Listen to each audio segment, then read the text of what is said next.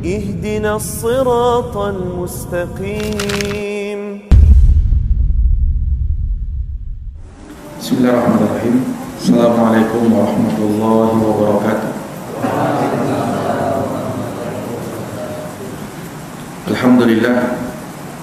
Alhamdulillahi Rabbil alamin, wal aqibatu lil muttaqin, wala udwana illa 'alal zalimin. Asyhadu an la ilaha illallah wahdahu la syarika lah, ilahul awwalin wal akhirin, wa asyhadu anna Muhammadan abduhu wa rasuluhu shadiqul amin, sallallahu alaihi wa ala alihi wa sahbihi wa man tabi'ahum bi ihsanin ila yaumiddin, wa sallama tasliman katsira. Amma ba'd. Ikhwani wa akhwati fillah, a'azzani Allah wa iyyakum. Alhamdulillah, kita bersyukur kepada Allah Subhanahu wa taala di malam hari ini kembali dapat melanjutkan pembahasan kajian kita dari kitab Syarhus Sunnah karya Al-Imam Al-Barbahari rahimahullahu ta'ala, di mana pada pertemuan sebelumnya kita tengah menjelaskan tentang kewajiban untuk mentaati waliul amr, pemimpin dan penguasa kaum muslimin, mendengar dan taat terhadap mereka adalah suatu kewajiban.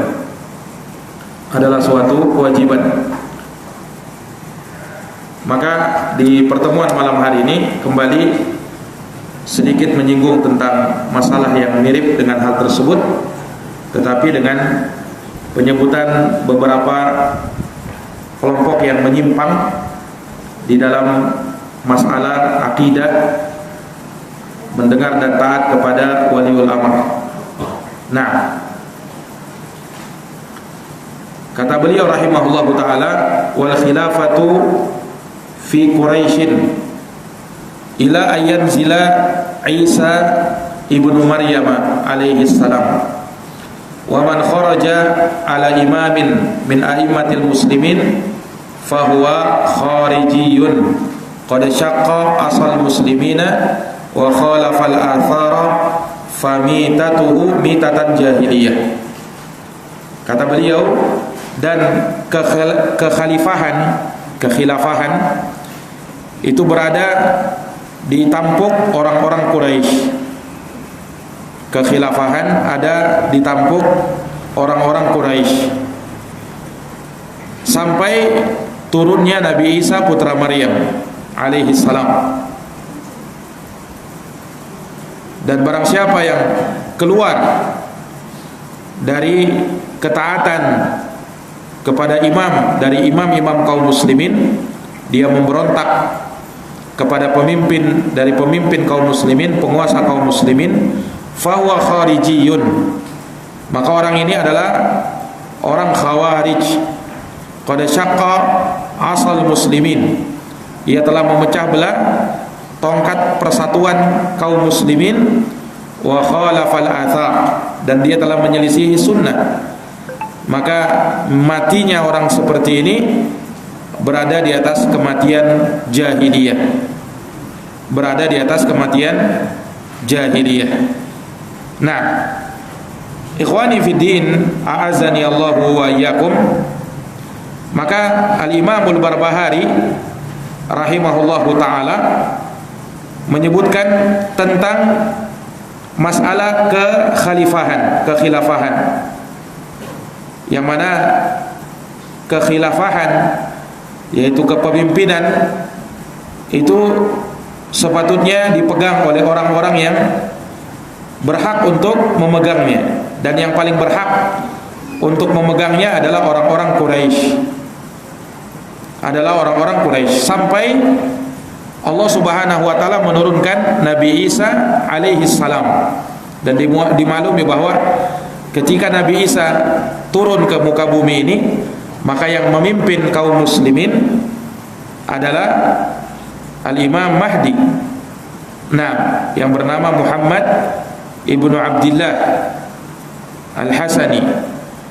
Beliau namanya sama dengan nama Nabi sallallahu alaihi wasallam, Muhammad ibnu Abdillah. Nah, maka kekhalifahan itu dibuka dengan Abu Bakar As-Siddiq yang memegang kekhalifahan, kepemimpinan setelah wafatnya Rasulullah, dan ditutup dengan Al-Imam Mahdi yang juga dari suku Quraisy yang berasal dari keturunan Rasulullah sallallahu alaihi wasallam. Nah, maka perkara ini adalah hal yang tetap dan disebutkan oleh Nabi dalam hadisnya, seperti dalam riwayat Imam Ahmad dalam musnadnya dari Utbah ibnu Abd, bahwa Nabi sallallahu alaihi wasallam bersabda, al-khilafatu fi Quraisyin, kekhilafahan itu berada di tangan orang-orang Quraisy. Wal hukmu fil ansar, adapun hukum itu dipegang oleh orang-orang Ansar. Wad da'watu fil Habasyah, dan berdakwah itu berada di negeri Habasyah. Wal hijratu fil muslimin wal muhajirin ba'du, sementara hijrah itu ada dalam tubuh kaum muslimin dan kaum muhajirin berikutnya. Dan hadis ini adalah hadis yang sahih, disahihkan oleh Syekh Al-Albani rahimahullahu taala dalam Sahihul Jami'. Nah, dan beliau juga mengisyaratkan bahwasanya hadis ini telah datang dalam riwayat Imam At-Tabrani dalam Al-Kabir, dan juga oleh Ibnu Abi Asim dan Ibnu Asakir. Nah, ikhwani fiddin azani Allahu wa iyyakum, maka kekhilafahan, kepemimpinan di dalam Islam itu yang paling berhak untuk memegangnya adalah orang-orang Quraisy. Itu orang-orang Arab dari suku Quraisy. Iya.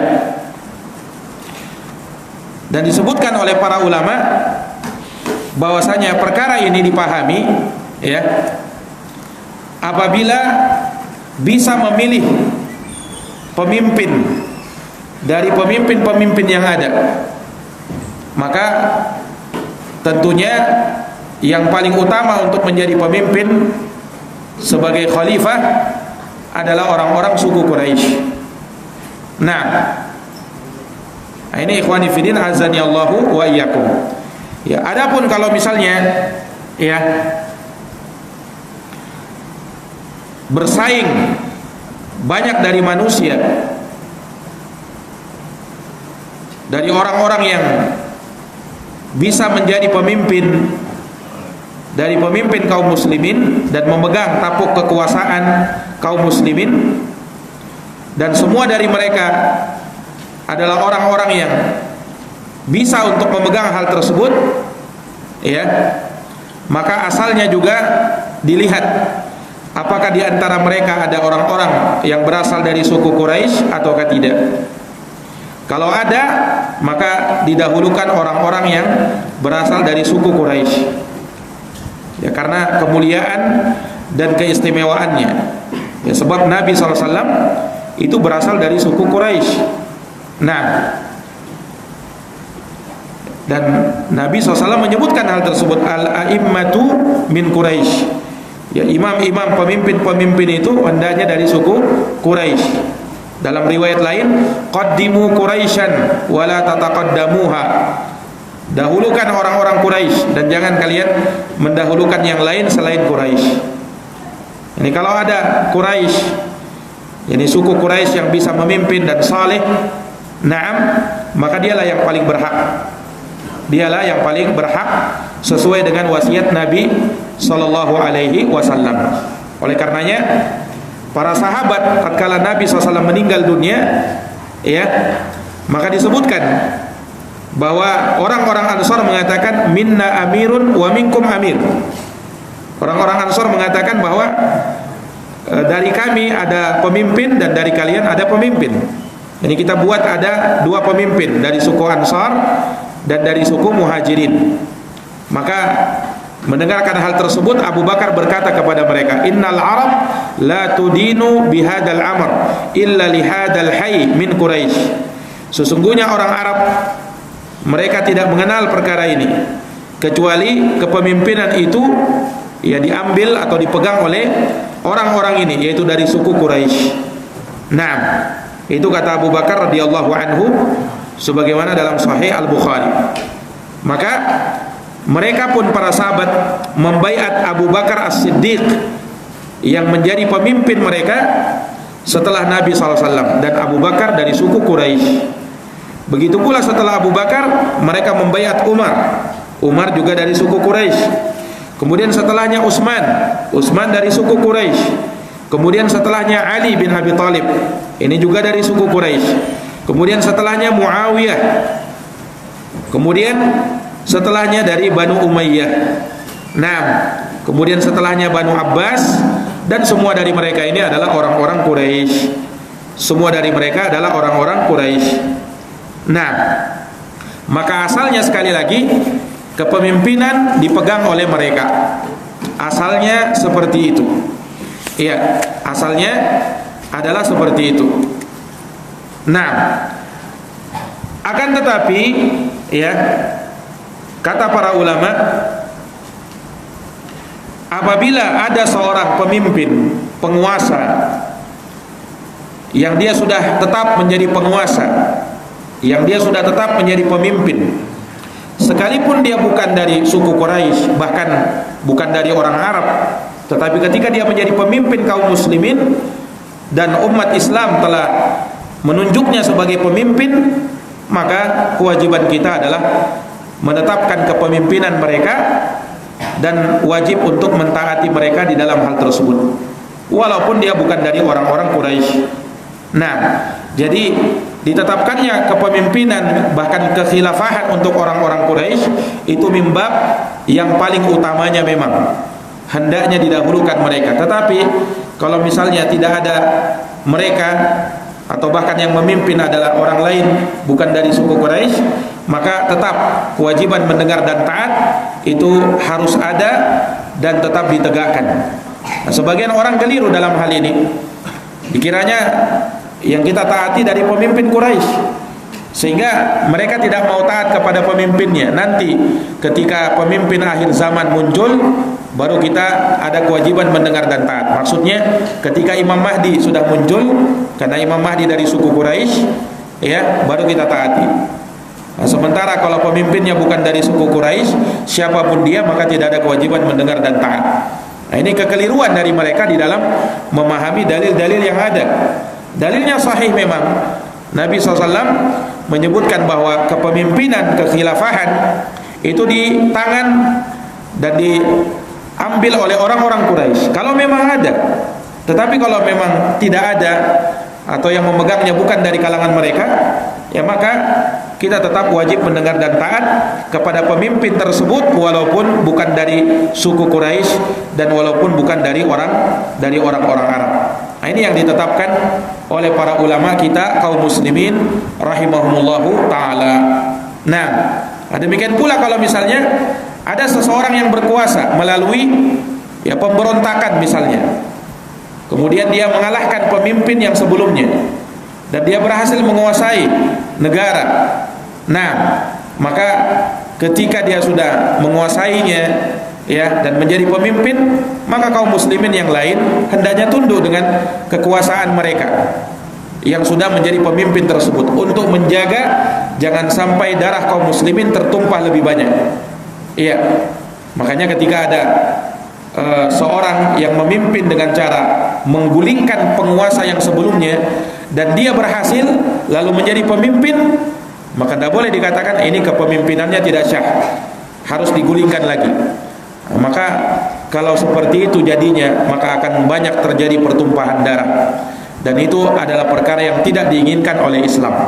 Untuk menjaga persatuan, maka tetap ya pemimpin yang ada itu dibaiat ya, kemudian dijadikan sebagai pemimpin yang sah ya, yang mana kaum muslimin mendengar dan taat kepadanya, dan ini tentunya dalam rangka untuk mengikat persatuan kaum muslimin, mengikat persatuan kaum muslimin, ya, sehingga mereka tetap berada di atas agama mereka yang kokoh, na'am, dan berdiri di atas kaki mereka.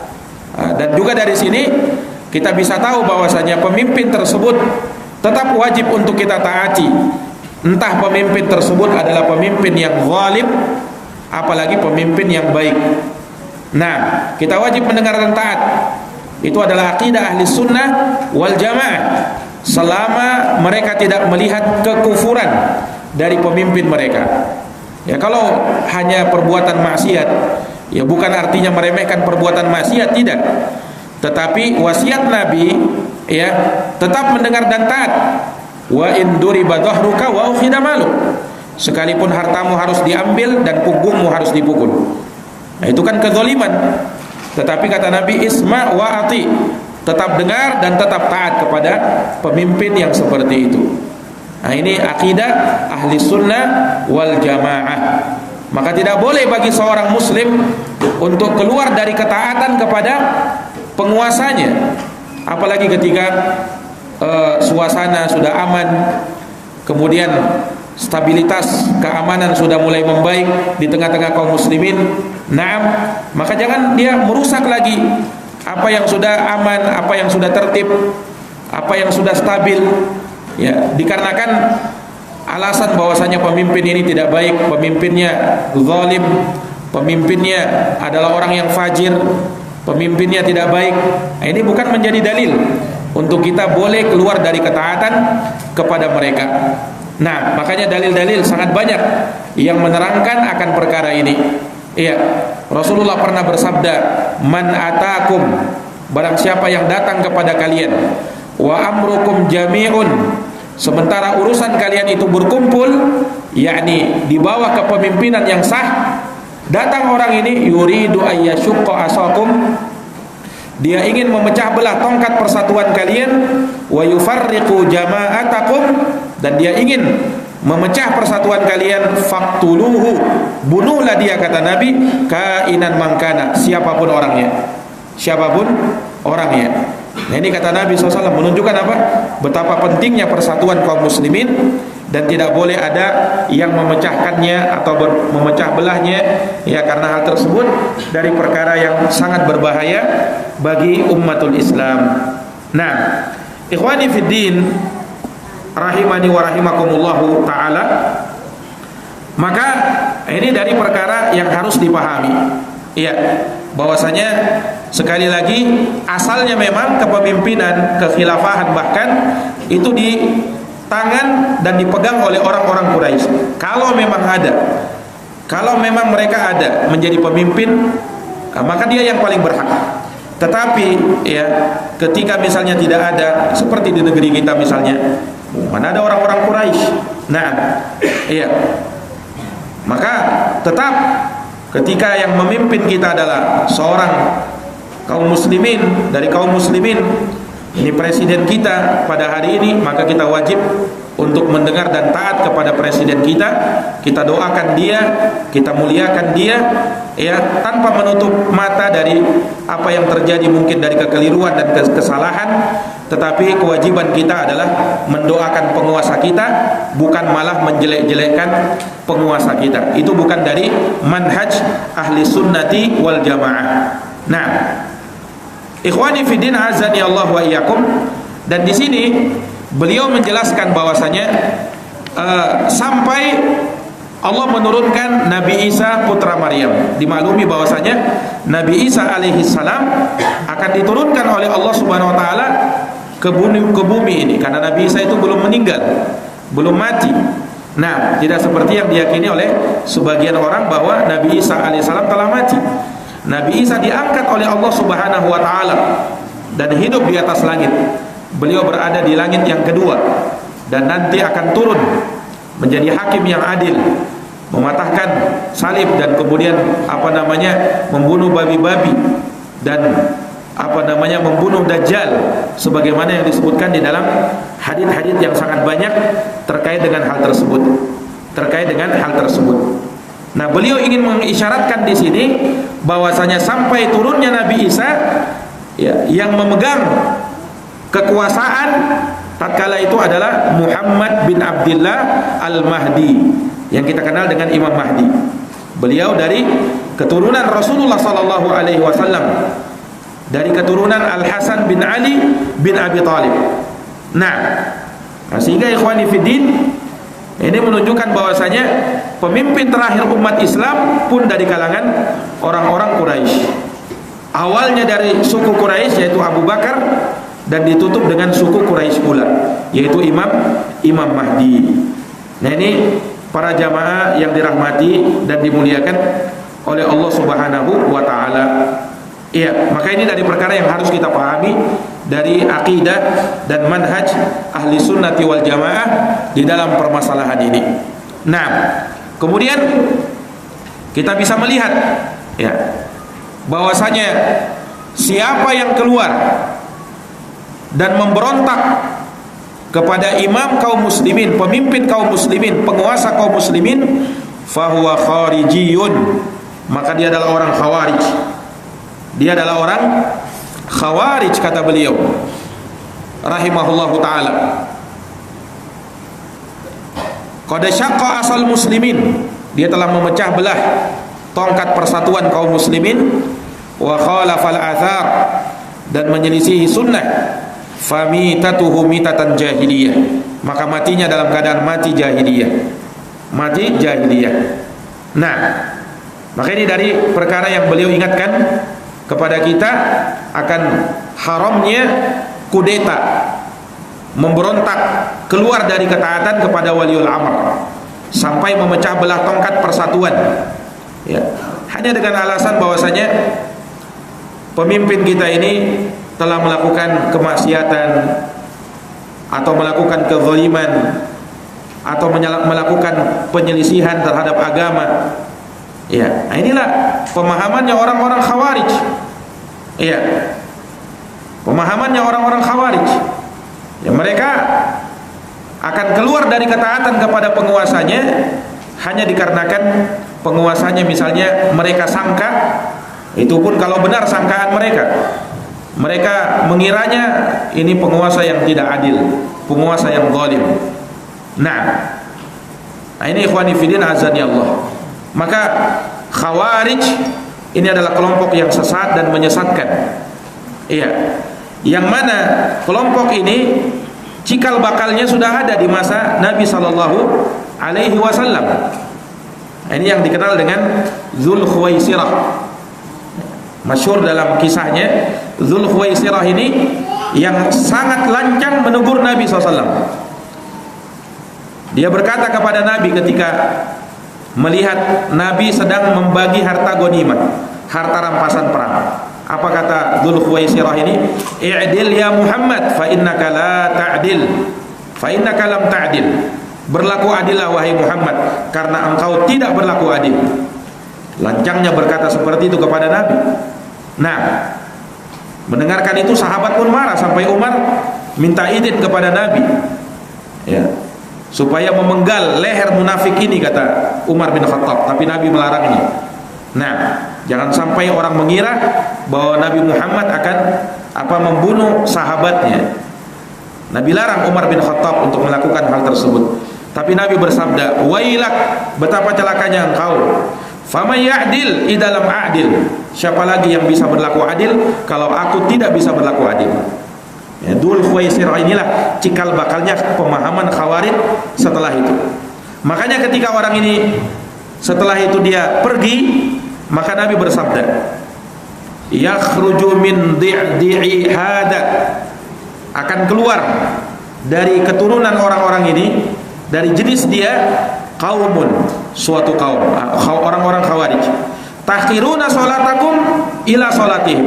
Kata Nabi, kalian akan meremehkan sholat kalian dibandingkan sholat mereka. Wa ibadatakum ila ibadatihim, kalian akan remehkan ibadah kalian dibanding ibadah mereka. Artinya mereka ini orang yang rajin sholat, orang yang rajin beribadah. Jadi jangan salah, orang khawarij itu bukan preman-preman atau orang-orang yang tidak tahu ibadah. Mereka tahu ibadah, bahkan mereka rajin sholat, kata Nabi. Yaqra'unal Quran, mereka juga baca Quran. wala yatajawazu hanajirahum. Tetapi apa? Mereka baca Quran tidak melewati kerongkongan tenggorokan mereka, kata Nabi SAW. Makanya ketika Ibnu Abbas mendebat orang Khawarij itu, ya disebutkan ya, Ibnu Abbas kan orang-orang Khawarij ini dia membelot dari Ali bin Abi Thalib ketika Ali bin Abi Thalib memegang kekhalifahan menjadi Amirul Mukminin ketika itu setelah meninggalnya Utsman bin Affan. Orang-orang Khawarij ketika melihat Ali bin Abi Thalib yang melakukan penyelisihan, mereka langsung keluar. Disebutkan ada ribuan orang, dan tidak ada seorang pun dari mereka dari kalangan sahabat Nabi. Tidak ada. Orang-orang yang tidak berjumpa dengan sahabat Nabi, orang-orang Khawarij itu. Maka sebagian sahabat pun ya meminta kepada Ali supaya mendatangi mereka agar menasihati mereka.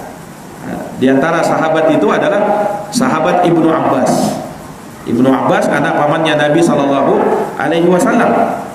Ibnu Abbas mau mendatangi Khawarij, orang-orang Khawarij, supaya menasihati mereka, untuk menasihati mereka.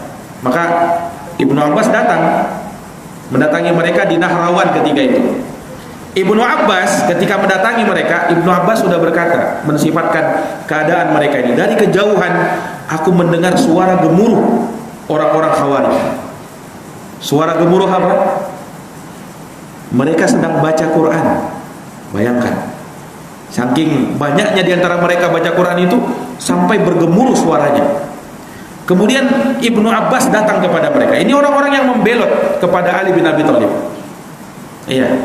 Ibnu Abbas berkata, aku lihat mereka itu orang-orang yang terlihat dari mereka itu ibadah luar biasa. Matanya itu terlihat ada bekas-bekas, menunjukkan sangat sering menangis. Sangat sering menangis ketika beribadah. Orang Khawarij. Nah, tetapi apa? Mereka cuma semangat beribadah tanpa ilmu. Inilah syaitan terkadang bisa menyesatkan seseorang di atas hal tersebut. Nah, waliyadu billah. Maka didebat oleh Ibnu Abbas radhiyallahu anhu, dan betul-betul mereka sama sekali tidak punya ilmu dalam masalah itu. Hanya semangat beribadah, ya semangat membela, dia sangka bahwasanya perbuatannya baik, padahal perbuatannya sangat buruk. Ibnu Abbas mendebat mereka dan berhasil rujuk di antara mereka sekitar 2000 orang. Tetapi yang lainnya tetap bersikukuh dengan keyakinannya. Sampai akhirnya Ali bin Abi Thalib memerangi mereka, dan mereka pun akhirnya ya bisa dibasmi oleh Ali bin Abi Thalib dan pasukannya ketika itu. Nah, ini ikhwani fillah azani Allah wa iyyakum. Jadi ini orang-orang Khawarij. Ya, kalian kata Nabi akan merendahkan salat kalian dibanding salat mereka, ibadah kalian dibanding ibadah mereka. Mereka baca Quran juga, tetapi tidak melewati kerongkongan mereka. Yamruquna minad din kama yamruqus saham minar ramiyah. Mereka itu keluar melesat dari agama seperti melesatnya panah dari sasarannya. Fa aina malaqitumuhum faqtuluhum. Dimanapun kalian menjumpai orang-orang Khawarij, bunuhlah mereka. Fa inna fi qatlihim ajran liman qatalahum. Karena sesungguhnya di dalam membunuh mereka ada pahala bagi orang yang melakukan hal tersebut. Hadis sahih riwayat Imam Al-Bukhari dan Imam Muslim dari sahabat Abu Sa'id Al-Khudri radhiyallahu taala anhum. Nah, ini isyarat dari Nabi, perintah dari Nabi akan wajibnya memerangi mereka dikarenakan apa? Kejelekan yang ditimbulkan oleh mereka, kerusakan yang dibuat oleh mereka. Nah, dan pemahaman Khawarij ini terus menerus akan ada dan terus ada, ya, di dalam tubuh umat Islam. Lihat saja, ya, ciri-ciri Khawarij itu sangat jelas. Nah, ciri-ciri yang paling nampaknya itu ada dua hal. Ciri-ciri Khawarij. Yang pertama, mereka akan keluar dari ketaatan, tidak mau mentaati waliul amr mereka, hanya dikarenakan mereka melihat penyelisihan waliul amr, penguasa dan pemimpin mereka, ya, yang tidak sesuai dengan jalan mereka. Menurut mereka pemimpinnya ini telah berbuat maksiat, maka tidak usah lagi taat. Sudah kita angkat imam saja sendiri, imam besar kita angkat Nggak usah lagi mentaati presiden yang ada sekarang. Subhanallah. Ini ciri Khawarij. Itu ciri yang pertama. Ciri yang kedua, mereka suka mengkafirkan kaum muslimin hanya dikarenakan dosa besar yang mereka lakukan. Iya, yang bukan kesyirikan. Kalau kesyirikan jelas kekufuran. Tetapi ini ada orang Khawarij itu mereka mengkafirkan umat Islam hanya dikarenakan mereka melakukan dosa besar. Dosa besar itu dosa, tetapi tidak sampai membuat kafir. Orang Khawarij karena saking gulunya mereka, berlebih-lebihan, ekstrim dalam beragama, ya mereka mengkafirkan para pelaku dosa besar. Itu dua ciri orang Khawarij. Kalau dua ini ada, atau bahkan salah satunya saja ada, maka pada dirinya ada pemahaman Khawarij. Pada dirinya ada pemahaman Khawarij. Nah, ya kalau ciri yang kedua, mungkin banyak umat Islam yang sepakat untuk hal tersebut. Tapi ciri yang pertama, yang keluar dari ketaatan kepada penguasa hanya karena penguasanya berbuat maksiat, langsung tidak lagi mentaatinya, tidak wajib lagi katanya taat kepada mereka, padahal pemimpinnya masih muslim, penguasanya masih muslim. Ini banyak yang terjatuh ke dalamnya. Banyak bahkan dari kaum muslimin yang tidak memahami tentang hal tersebut. Padahal itu adalah ciri di antara ciri orang-orang Khawarij. Nah, ini para hadirin yang dirahmati dan dimuliakan oleh Allah Subhanahu wa taala. Kita wajib memerangi mereka. Kalau mereka sudah pegang senjata, kalau mereka sudah mengangkat senjata. Iya. Berbeda kalau mereka belum mengangkat senjata. Mereka belum menampakkan taring mereka. Mereka hanya berbicara saja. Cara memerangi mereka, perangi mereka dengan cara membantah pemikiran mereka. Bantah pemikiran mereka. Nah, kita luruskan ya pemikiran mereka. Nah, kita jelaskan kepada kaum muslimin akidah yang sebenarnya dari akidah umat Islam. Nah, ya, karena orang-orang yang seperti ini berbahaya, ya. Dan terkadang mereka memprovokasi orang-orang. Ya, ada orang-orang Khawarij yang memang dia mungkin tidak mengangkat senjata, tetapi dari pemikirannya dia menebarkan pemikiran-pemikiran wal'iyadu billah, ya, dalam rangka untuk keluar dari ketaatan kepada umatul Islam. Nah, mereka ini kalau sudah kuat, ya, maka mereka akan memerangi kaum muslimin. Nah, ya, karena akidah mereka itu sangat bermudah-mudahan sekali untuk mengkafirkan ya umatul Islam hanya dikarenakan melakukan suatu dosa. Nah, ikhwani fiddin, a'azani Allahu wa iyyakum. Makanya ya orang-orang Khawarij itu diperangi oleh umat Islam.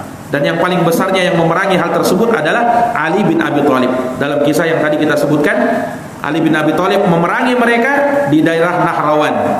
Nah, dan para sahabat bergabung bersama Ali bin Abi Thalib. Sementara di kalangan orang-orang Khawarij tidak ada seorang pun dari sahabat Nabi. Ya, maka mereka pun terbunuh semuanya. Naam, dan Nabi bersabda, fa inna fi qatlihim ajran liman qatalahum.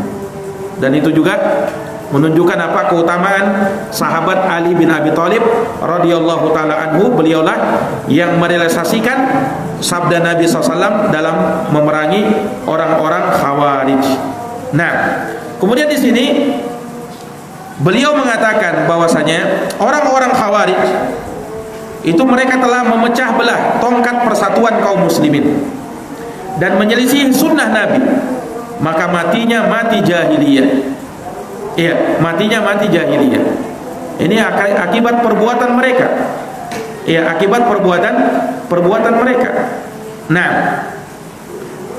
dan ini disebabkan apa? Ekstrim dalam beragama. Iya, adanya paham-paham radikal yang ada pada mereka, dan itu memang ada. Nah, kalau negeri kita sekarang memerangi paham radikal, itu memang dari perkara yang mesti kita dukung. Ya, walaupun memang harus kita dudukkan yang radikal itu yang mana dulu. Karena ada sebagian orang juga yang tidak paham radikal itu apa. Ada orang yang ngaji sering ta'lim dikatakan radikal, orang yang berjenggot radikal. Nah, ini juga perlu diluruskan. Kita perangi yang namanya radikalisme, tetapi radikal yang bagaimana dulu? Islam memang menentang yang namanya radikalisme, berlebih-lebihan, ekstrim dalam beragama. Kata Nabi SAW, iyyakum wal ghuluwa fid din. Hati-hati kalian dari gulu dalam beragama, bersikap ekstrim. Hati-hati. Fa inna ma ahlakal ladina man kana qablakum al ghulu fid din. Karena yang menyebabkan binasanya orang sebelum kalian adalah karena mereka gulu di dalam beragama. Beragama itu tengah-tengah, jangan ekstrim, jangan berlebih-lebihan, tapi jangan pula bergampangan, di tengah-tengah. Nah, sebagaimana prinsip yang sering kita sebutkan.